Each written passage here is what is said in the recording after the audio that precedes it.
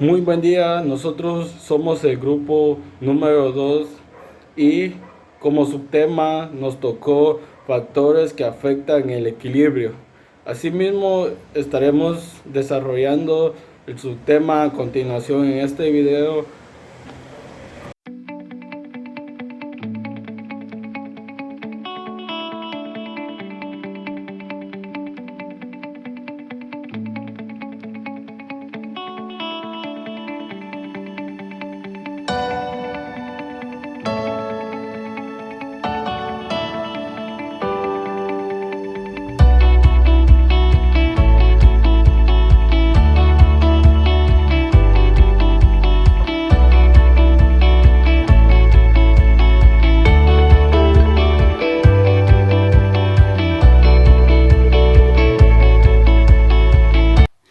Para el inciso A, podemos observar que la Kc es menor a 1, por lo que el equilibrio se desplaza a la izquierda favoreciendo a los reactivos, demostrando así cómo la concentración afecta el equilibrio.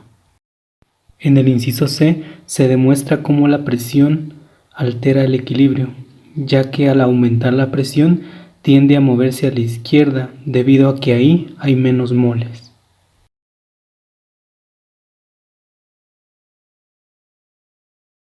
Puede pasar también que la reacción sea exotérmica. La reacción exotérmica son aquellas donde se da la reacción, en este caso los reactivos A y B forman los productos C y D y además se libera calor. En este caso, si yo aumentara la temperatura, el sistema de nuevo ve que hay calor en exceso, entonces necesita que se consuma calor para disminuir esa temperatura. Y la única forma de consumir calor es que los productos C y D reaccionen para formar A y B y se consuma ese calor de más. Entonces aumenta la concentración de A y de B, que son los reactivos, y disminuye la concentración de C y D, que son los productos. Por lo tanto, la reacción se va hacia la izquierda, es decir, hacia la formación de los reactivos. ¿Qué pasaría si se disminuye la temperatura en una reacción exotérmica? De nuevo, este sería el caso totalmente opuesto a lo que pasa al aumentar la temperatura. ¿Qué pasa en una reacción cuando varío la temperatura? Pueden haber dos casos. En un primer caso me puedo encontrar con una reacción endotérmica. La reacción endotérmica es aquella que necesita de calor para que se pueda dar la reacción. Un ejemplo genérico sería tener los reactivos A y B que necesitan de calor para que se formen los productos C y D. Entonces, ¿qué pasa si en este sistema yo aumento la temperatura? Bueno, el sistema lo que va a notar ahora es que tengo calor en exceso y no le interesa tener calor en exceso. Entonces, el sistema lo que busca es disminuir ese calor.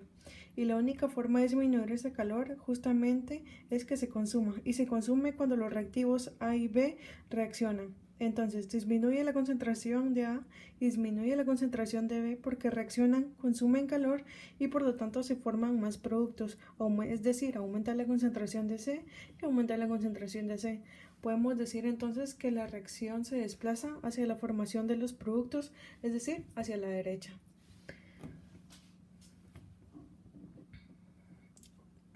Luego, cuando disminuye la temperatura para una reacción endotérmica, ¿qué es lo que pasa en este caso? Es que va a ser justamente el caso diametralmente opuesto.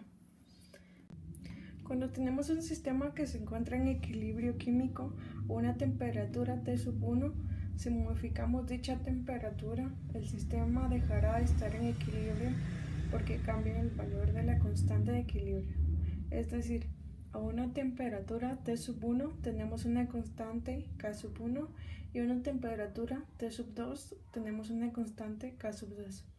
Si conocemos la constante de equilibrio a una temperatura dada, podemos calcular la constante de equilibrio a una temperatura distinta utilizando la denominada ecuación de Pangoff. Neperiano de K1 partido K2 es igual a menos delta de H0 partido R por 1 partido T1 menos 1 partido T2, donde delta H es la entalpía estándar de la reacción.